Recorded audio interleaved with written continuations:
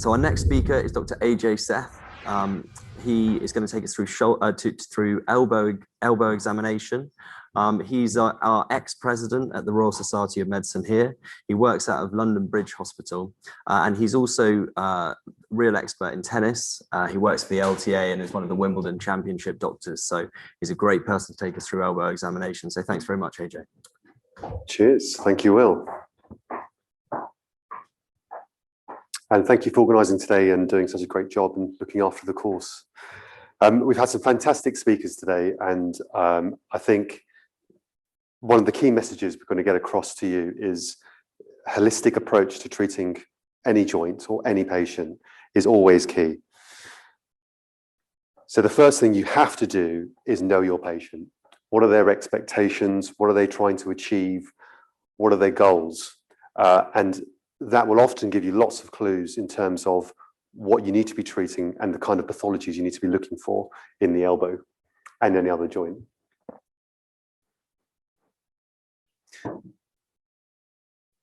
History is always very important and probably the most vital place to start with. And if you're not having a holistic approach to treating your patients, you're going to miss the subtle clues and the subtle indications that will have a big impact on their condition and on their injury. So, in my opinion, as MSK clinicians, we need to be very holistic in the way we approach and address all of these individual factors in order to get the best outcomes for our patients. And missing one of them might actually be pivotal in terms of their treatment.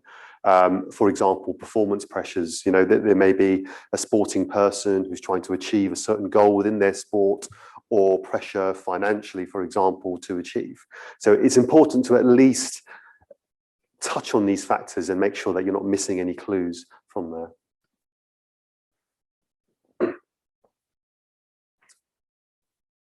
A good examination always starts with knowing your anatomy. So it's important with the elbow to understand the different sorts of things you'll be looking for. Of course, we've got the bony structures, and a lot of these you can kind of feel for, and a lot of anatomical structures in the elbow you can have a palpate when you're examining. But it's not just bones. Capsular attachments, important to understand there's different compartments of the elbow, and different injuries may cause different restrictions in those compartments, as we should see. For example, the blue dye here is highlighting the anterior capsule. So an injury in the anterior compartment of the elbow would often dilate and distend the anterior capsule. But you also have a posterior capsule, and often in A&E departments, when you get an elbow X-ray, this is what they're looking for. There's no obvious fracture here, but there's subtle signs of capsular distension, which shows that actually there's been a hairline fracture of the anterior and posterior, given by the sale sign on both sides. And also it's ligaments. So we've got lots of important ligamentous structures in and around the elbow that keep the stability of the elbow and hold it as dynamics and static structures. So we'll go through those and we'll make sure we understand what the important ones are.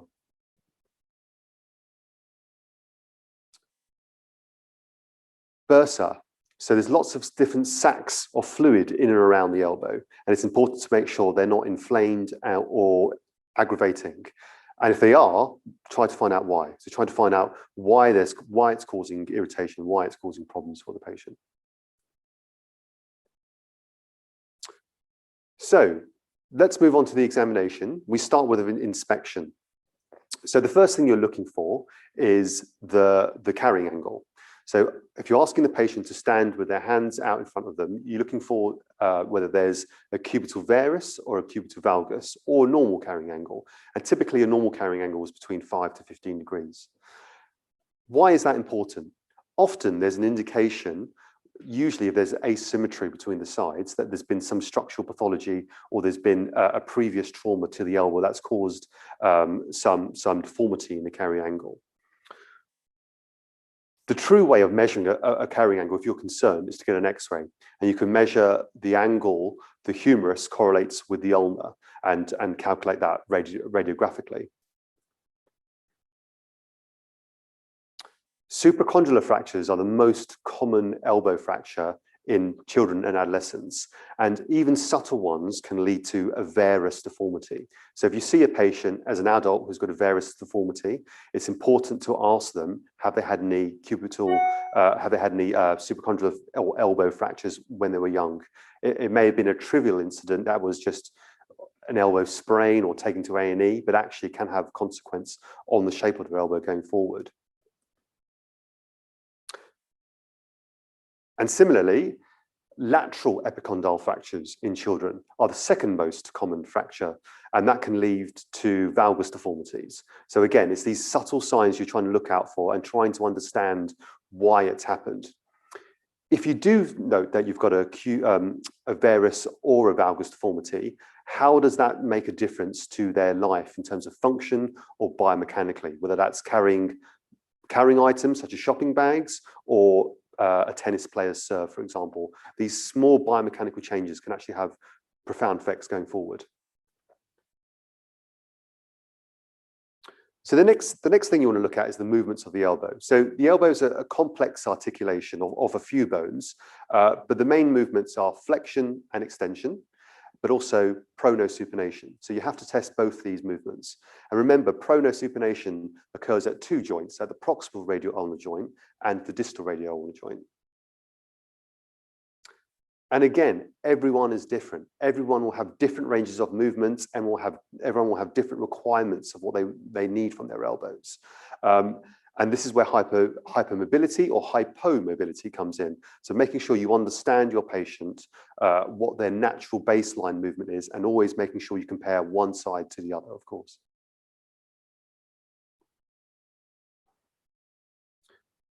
With any musculoskeletal examination, the neurological considerations are key.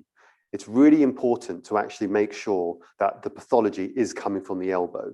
Often you'll get radicular pain or pain that's arising from the cervical spine that will present in the shoulder or elbow or even wrist. So it's really important to make sure that you've ruled out those causes before diagnosing an elbow condition. Also, the elbow is quite a precarious joint for various nerves to pass through, the median, the radial, and the ulnar nerves. So actually understanding their trajectories and understanding how they innervate and pass around the elbow is key. And a lot of the signs can actually present in the hand, for example. So we'll touch on a few of those symptoms later. So we've done our inspection. We want to dive now in to examining the elbow itself. And the best way to start really is to divide it up into compartments. So the blue circle highlights the anterior compartment, the red circle is the medial compartment, the purple, the lateral, and the green, the posterior.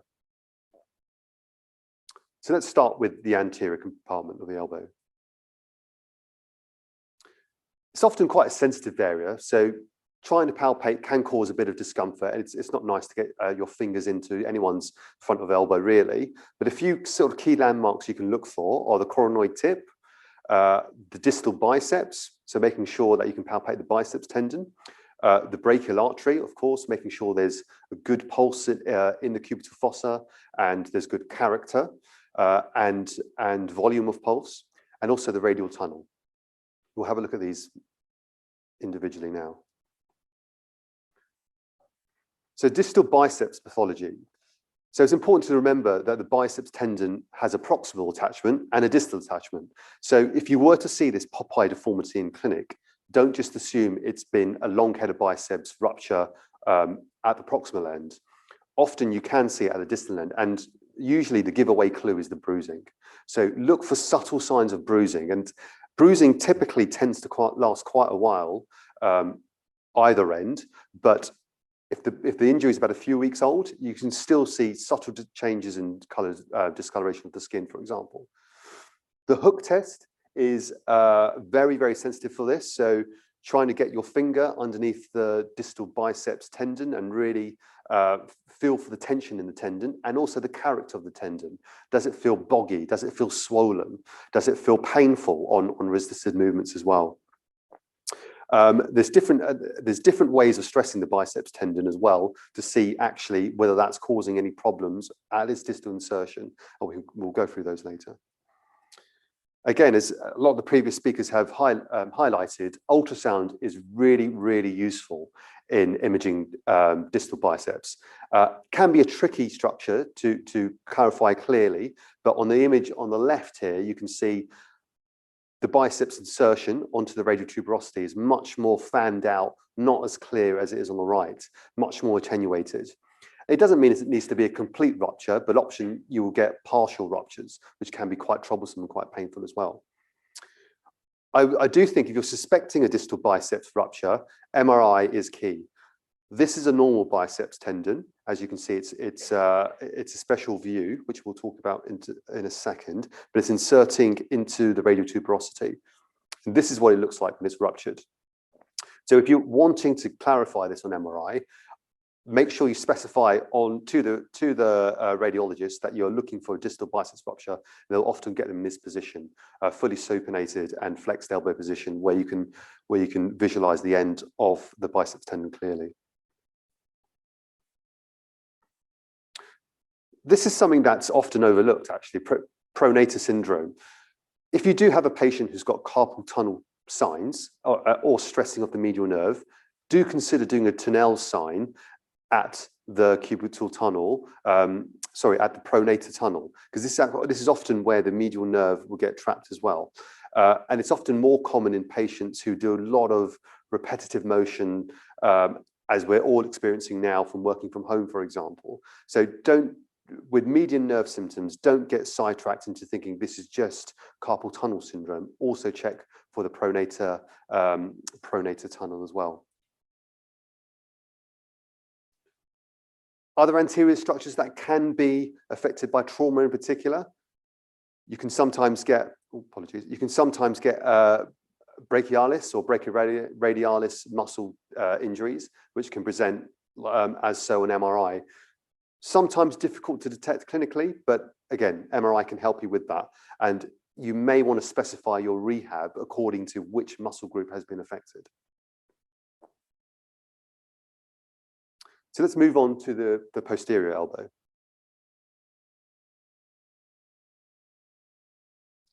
So again, take your time, have a good feel around the structures of the posterior elbow. And the key ones you're looking for really are the olecranon fossa, the olecranon bursa, the olecranon process as well, actually, as well as the triceps insertion. And you can also palpate the ulnar humeral joint around that side as well. So triceps, like any tendon, can have different pathologies occurring to it. The main one being triceps tendinosis. So it's not often thought of as a main differential for posterior elbow pain, but actually having the time to look and examine the triceps tendon, particularly for ultrasound, is key. So in the image on the left here, you can see lots of neovascularization of the triceps insertion, and that is pathognomonic really of triceps tendinosis. And that would guide your rehab in terms of how you want to manage that patient in terms of loading protocols, etc. Usually they'll have a triceps full rupture. That's going to be clinically obvious because they have a loss of power of elbow extension. But however, you can also get partial ruptures as well. So making sure you've taken the time to assess that either via ultrasound or via MRI. I think most of us will be familiar with this diagnosis of olecranon bursitis, but again, why has it happened? Is it been a traumatic bursitis?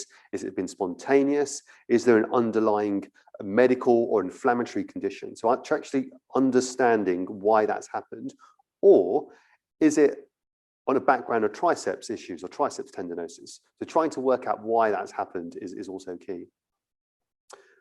Something we often overlook is elbow extension and stress between the olecranon process and the olecranon fossa.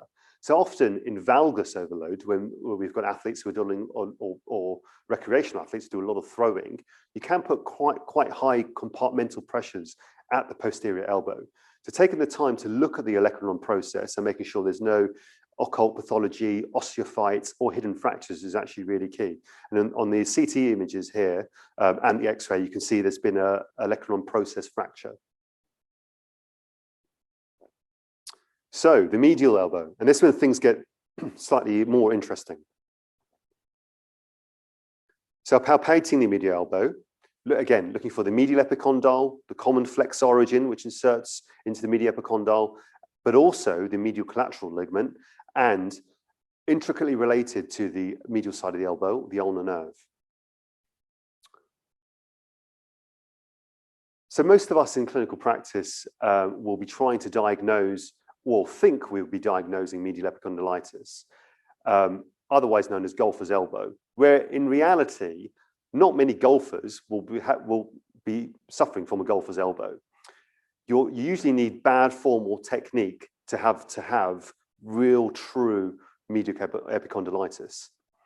And I think this is where it's important to differentiate between a true tendon change at the medial epicondyle and lateral epicondyle, or muscle tightness and tension. So a lot of people will have a lot of tightness and trigger pointing all throughout the common flexor origin muscle body and the tendon, but not necessarily have true tendonitis at the medial epicondyle. And this is where ultrasound comes in. If you do want to test for medial epicondylitis, stressing the flexor compartment on the wrist is really important. And you can do that by starting with your elbow at 90 degrees, wrist extension, and pushing out the wrist, trying to really stretch the flexor compartment. And we'll have a look at that test later.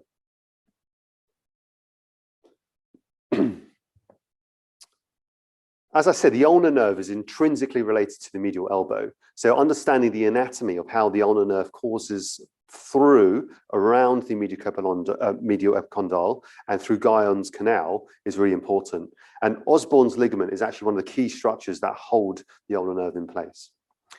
If you do have ulnar nerve symptoms, it may be just change of sensation of the ulnar distribution in the hand. More progressive signs would lead you on to Frommett sign or Wartenberg sign. Wartenberg sign is probably the most sensitive sign of ulnar nerve disruption from a motor point of view. And that's because the ulnar nerve supplies the palmar abducting interosseous muscles. So they're unopposed. So you get this abduction of the little finger. The reason the medial side of the elbow is very important is because you've got lots of forces that are transmitting through that medial compartment. And that's very, very much highlighted in people who do a lot of throwing activities. So it could be your recreational baseball athlete, it could be your tennis players, your cricket players, or those fathers who are playing catch with their kids on a weekend. And it's really important actually to understand the forces that go through the elbow. So apologies, the actual labels of the graph that haven't happened here haven't come up. But what this is showing that in the maximal cocking back of the wrist, you will get huge amounts of varus force on the elbow. That's varus torque force. That's trying to hold the elbow into that position and not let it go into exaggerated valgus. And actually, at a maximum torque, it's very similar to what you would get in a sports car, of about 300 Newton meters of torque, all through the elbow at that stage. And unfortunately, this little guy has to take the brunt of it, the medial collateral ligament. So that's the main primary stabilizer of the medial aspect of the elbow. So you get a lot of patients who do a lot of throwing sports who feel that their medial elbow is stressed, or they feel a pop, or they've been forced into that position. For example, those doing martial arts, or a classic example is a hold during jiu-jitsu, where an elbow is forced into a valgus position and they felt a pop or a snap, and that's strain that's put on the medial collateral ligament.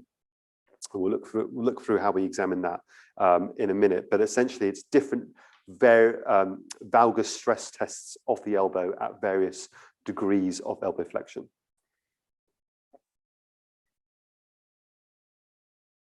And given that the elbow is such a dynamic joint in multiple planes, I think it's important to have some understanding of what the stability of the elbow joint looks like. So you have primary stabilizers and you have secondary stabilizers. So the primary stabilizers work as a triad, where you've got the medial collateral ligament on the bottom left, as we've just seen. You've got the ulnar humeral joint itself, but you've also got the lateral ulnar collateral ligament on the lateral side of the elbow. And then in between those, you've got the dynamic stabilizers, which are more active once the elbow is moving and once muscle contraction is going on. So it's important to have an understanding of whether you're doing a dynamic test or whether you're doing a static test, and what ligament or what structure you are testing. This slide's in here really just to highlight one point, that actually the elbow is just one part of the kinetic chain. So if a patient or a sports person is coming to you with an elbow injury, it's really important to understand where that fits in to their sport, to their activity. So for example here, the elbow in the tennis serve only plays about 21% of the total kinetic energy or force production of the serve. So understanding what is going on with someone's leg motion, someone's shoulder motion is really, really key. The best way of doing that in clinic really is asking them for them to provide you with evidence. So a video footage of them hitting a golf swing, or doing a tennis shot, or a cricket action, bowling action, for example, can give you so much information into where those weakest points in the chain are and how we can help try and improve them. The best way of doing that is getting to see your patient or your player in the field of play, because you're getting them in their environment, you're actually understanding how they move and what actual local factors to their environment are causing them problems. But that's great to do in a sporting environment where you can go see them on court or in the pitch, but actually footage can take you a long way if you're assessing them in clinic. So let's move on to the lateral elbow. Here, there's a few more structures actually we can get our fingers into when we're palpating. And here you're looking around the radial capitellar joint, palpating around the capitellum, the radial head, obviously the lateral epicondyle. We can also have a little palpate of the lateral ulnar collateral ligament and also the posterior interosseous nerve. And we'll talk about all these structures individually now.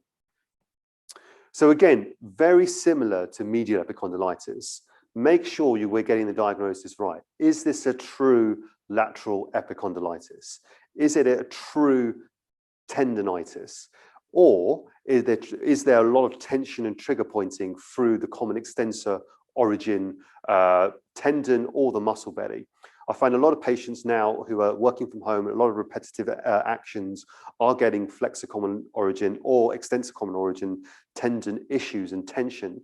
But once you scan them, they don't actually present with a true epicondylitis. So I think getting that diagnosis right is key. I put this ultrasound slide in because that is an angry tendon, but also it looks like a tear. So there looks like there's been a tear of the tendon complex. So that necessarily might not be a tendinitis. That is more pathognomonic with a tendon tear. There's lots of different tests we can try and do to aggravate the common extensor origin. And essentially all these tests are doing are really getting you to aggravate and put tension on the common extensor compartment and also put tension on the common extensor origin tendon. So there's different variations of that, from Cozen's, where you've got the wrist in more radial deviation, or Maudsley's test, for example, where you're using middle finger extension to try and aggravate extensor carpi radialis brevis tendon, which inserts into the third metacarpal phalangeal into the third metacarpal, so making sure we try and stress that. But essentially, they're all doing the same thing. I think another diagnosis that we commonly overlook, particularly after trauma, is elbow instability. So if a patient's coming to you and saying, actually, you know what, my elbow just doesn't feel stable, something's moving, something's changed, consider this diagnosis of PLRI. It's the most common instability form at the elbow, and often it occurs after an outstretched fall onto the arm. So if you're suspecting someone's got radial head pathology or radial head fracture, just try and keep in mind for this diagnosis as well. You can pick this up via a varus stress test, or also via a table or chair push-up test, and we'll go through that when we do our examination. The mechanism essentially is you've had a fall through the outstretched arm, and there's been huge torsional forces that have made their way all the way through the medial to the lateral part of the elbow, and it's just caused instability of the radial head. Again, understanding the primary and the secondary stabilizer of the elbow are key to actually figuring out why that's happened. And in this instance, the lateral ulnar collateral ligament is the main culprit, as that would have lost its integrity, and the radial head would be causing issues, as well as the radial collateral ligament. So this is an example of a lateral pivot shift test, which is very actually really difficult to reproduce in clinic, because there'll be patient apprehension when they're doing it. But in theatre, you can see that the radial head is dislocating once you're putting a torsion onto the radial head, and then relocating as you're going back into elbow flexion. As I say, the table test is much more sensitive in a clinical setting. So I think we're a bit more clued up now about looking out for radial nerve or posterior interosseous nerve issues here, and that can often present and be another potential diagnosis for patients who've got pain over the lateral elbow, and often coexist with lateral epicondylitis issues as well. I think it's just important to differentiate between radial tunnel syndrome and supinator syndrome. So if a patient is just getting purely symptomatic symptoms with no motor loss, that's more suggestive that there's some superficial radial nerve impingement. However, if they're getting weakness in the wrist, that can also cause issues, and that's more indicative that there's been some pressure or compression of the posterior interosseous nerve, mainly as it transits through the two heads of the supinator muscle. So it's important to try to differentiate between the two.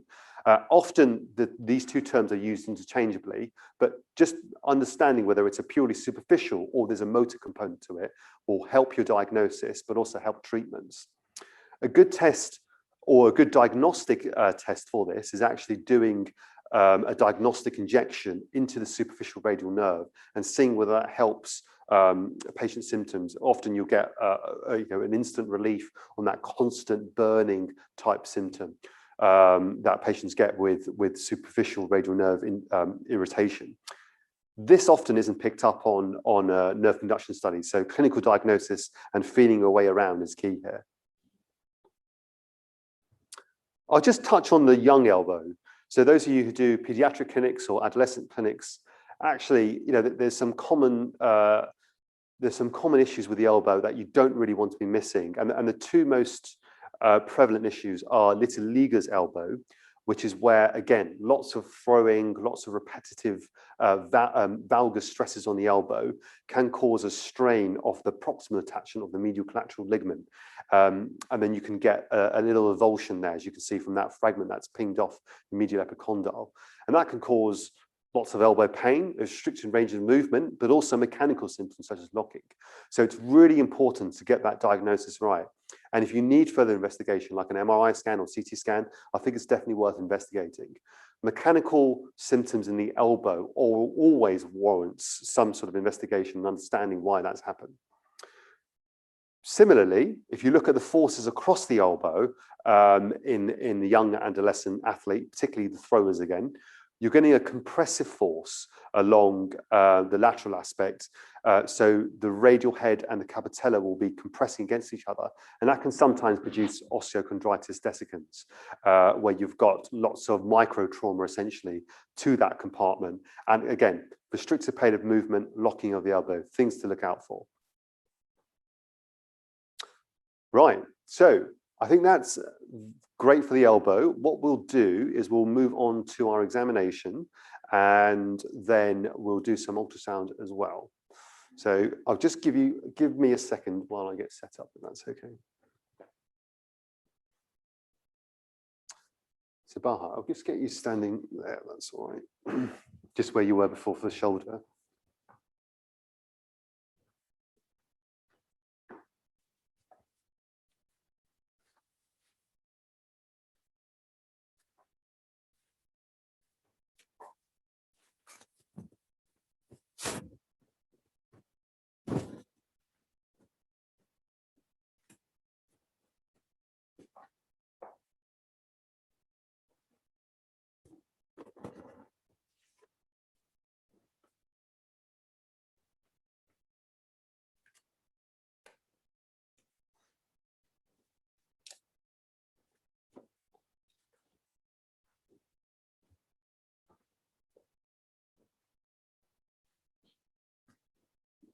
Just get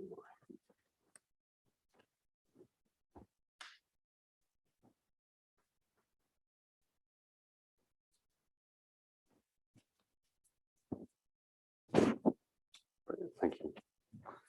Right, again, so James has kindly already examined the shoulder, which is great, and would also make an effort to examine the neurology of the neck and the cervical spine range of movement as well. So we're confident and we're happy to move on to the elbow. So, Baha, have you got any issues with the elbow or any pain? No, brilliant. So what we'll get you to do is just to stand out with your hands by your side as straight as you can with the elbows facing forward. Brilliant. So you can get a real appreciation of what her carrying angle is here. And again, you're looking for the angle that it makes from the humerus onto the ulna. And I mean, that's pretty straight. So I would estimate sort of between 5 to 10 degrees there.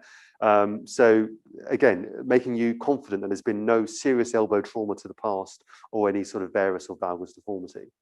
It's also important when you're looking at the elbow in this plane to go side on, because then you can get a good appreciation of how much extension there is into the elbow and whether actually they can fully extend their elbow, whether there's any mechanical blocking. And another nice thing to do at this point is to ask them to straighten their elbows all the way out to the side and stretch out as far as you can. And here you can get a nice appreciation of the angle of extension. So not much hyperextension here, so probably just beyond 0 degrees.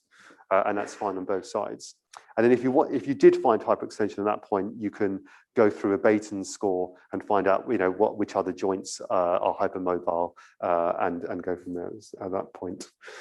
Right, so the next thing I'll get you to do is to put your elbows in.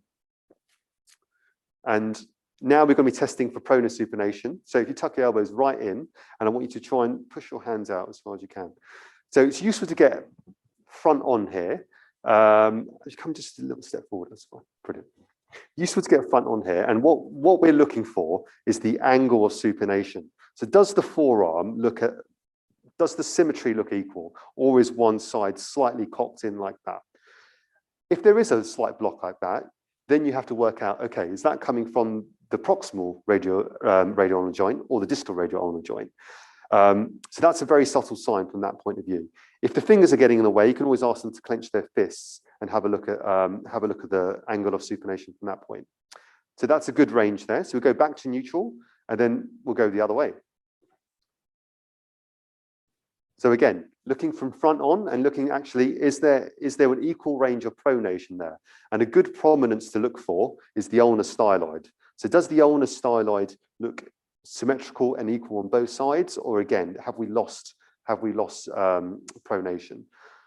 Reasons from a proximal radioulnar joint of why you might lose pronation or supination, radial head fractures. So patients will be very tentative to go into full supination or pronation if they've got a radial head fracture, or distal biceps tendinosis or rupture, for example.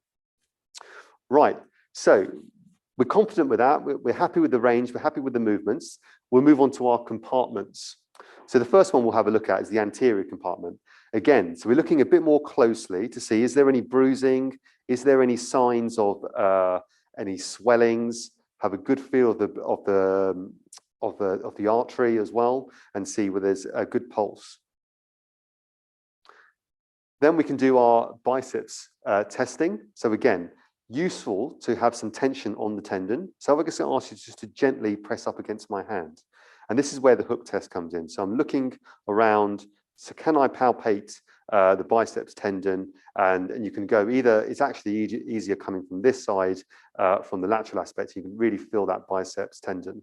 And again, you're feeling the quality of the tendon. And is there any crepitus, or is there any signs of pain on that? Trying to read the patient's face at the same time. If you want to stress the biceps tendon, if you get them into pronation, you're turning the radial tuberosity away. So actually you're putting tension on the biceps tendon. So often getting them to resist in a pronated position will cause much more pain on the biceps tendon. So try and do that into supination and pronation. Okay. So if we move on to the medial elbow, again, you're having a feel of the medial epicondyle and asking if there's any pain there. And also, you're going to take the opportunity to do a quick Tinel's at the cubital tunnel to see if there's been any ulnar nerve symptoms. Often, if you've got medial collateral ligament injury, as we were saying, there will be irritation of the ulnar nerve at that side. That's fine. How the ulnar nerve is moving in the cubital tunnel. Is there any flicking, or is there any transposition of the ulnar nerve, making sure it's stable in its canal? And actually, that can be quite a troublesome symptom. When you're testing for medial epicondylitis, again, is it the medial epicondyle that's tender, or is it the common flexor origin and the muscle bulk? Often you find patients that have really tender trigger points in and around that sort of area. And you can almost feel the tension in the muscle. So that is not, if someone's tender down here, that is not a true medial epicondylitis. That is a trigger pointing of a muscle. And the way you can test that, again, is putting the wrist into extension and going into full flexion and asking them if they've got any pain or tension here. And then you can ask them to resist against you and push into wrist flexion there and seeing whether that exaggerates the pain. With regards to stress testing, there's lots of different ways of doing that. I'll show you on the right hand, actually. The most common way is, with any stress test, you want to try to feel the movement of the joint. So you can put your thumb over the medial joint line, and at what degree ever you feel comfortable, 30 degrees is where the MCL has the most tension through it. And you can just give a little sort of valgus stress. And again, you're feeling for the quality of the movement, and you're feeling when there's any laxity, and you're always comparing to the other side as well. I think it's really important, actually, if you're a right-handed, say you're a tennis player or a thrower, is functional testing, like we talked about. So actually, another good way of doing it is getting you to throw. So in this position where you're throwing, again, we'll feel the medial joint line, and I'll put tension on. And you can feel there's gapping off the medial joint line there, and the MCL was going under strain. Even more functional is getting them to grip a ball, because once they're gripping a ball, they're activating their flexor tendons, which is causing dynamic stability of the shoulder, of the elbow. So it's understanding, is that a dynamic or a static instability that's going on there? That's really, really common, and that will often cause a lot of pain. Right. Posterior elbow, we talked about, just having a feel in and around the olecranon fossa, having a feel of the olecranon process, seeing where there's any pain there, and seeing where there's any crepitus or bursitis going on there. Fine. Shall we move on to ultrasound? Is that okay? Okay, brilliant. So we'll just do a few little ultrasound bits. I'll get you to come in. You come and sit around this way, if that's all right. So you come and sit on that side. Okay.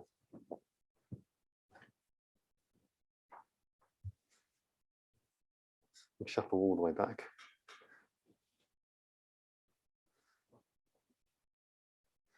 Brilliant.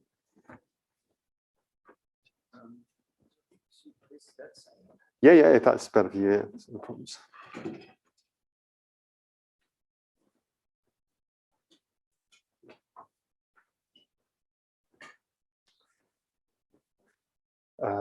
What we do then, if we just move the bench that way, let's jump off for a second. Come sit here. There we go.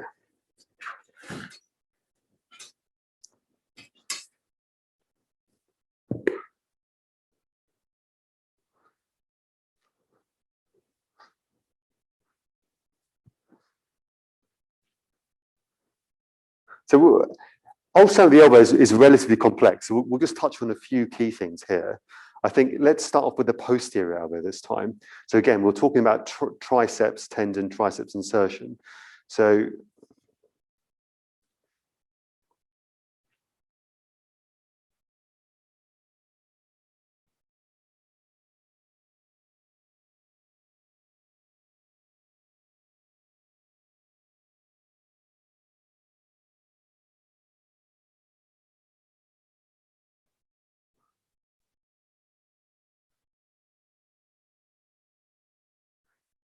So here you can quite nicely see the electron process there and the triceps tendon inserting into the top. So again, you're looking at the quality of the triceps tendon. Does it look like there's any tendon changes, tears, and you're trying to go all the way through the triceps tendon at the same time. And this big sort of dip below it, you can see is the olecranon fossa. So is there any fluid there? So that often is a really subtle sign if they've got trauma to the posterior elbow or subtle fracture there, because you can get fluid collecting and it often gives you that diagnosis. Again, ultrasound is dynamic. So if we want to do some dynamic testing,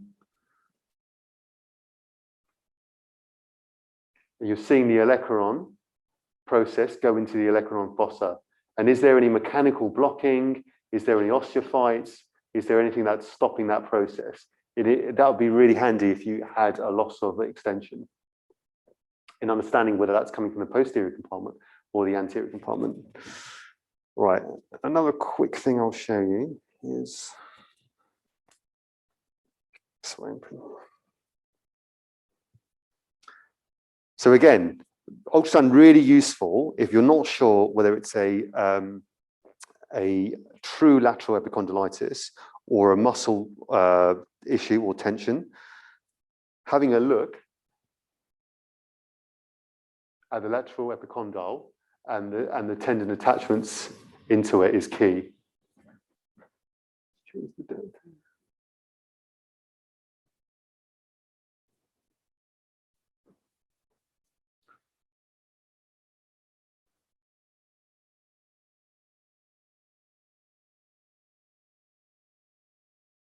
So here you're looking for how the insertion into the lateral epicondyle looks, and whether there's any tendinosis, and whether there's any signs of inflammation going on there.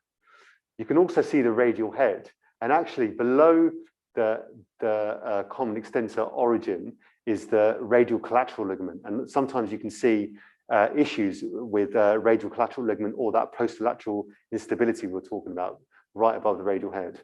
And looking at the radial head is actually really important as well, the radial head and neck. So you can see if there's very subtle radial head fractures or radial neck fractures, you can often see that here. And you can see subtle effusions in and around the radial head capsule as well. One thing I'll just also show you is understanding the way the movements across the radius are. So here you can see supinator muscle on top, but actually, as you have you got? Oh yeah, James. I was just trying to show biceps coming in there.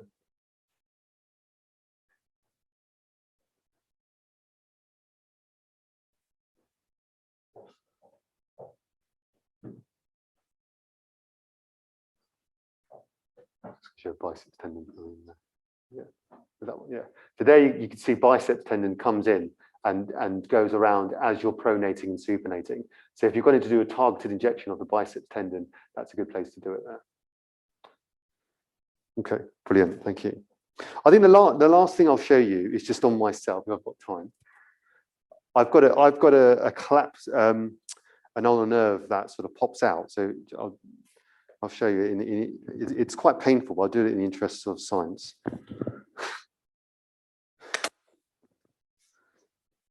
You can pop down now. I'll have to grab a seat. So again, I'm not a high-level athlete by any means, but I play a fair amount of tennis, and I've got issues with my ulnar nerve because of that.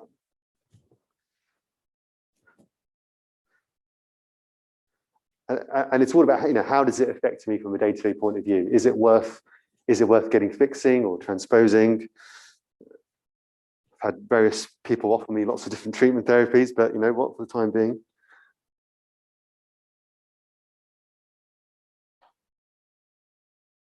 Just getting rid of superficial.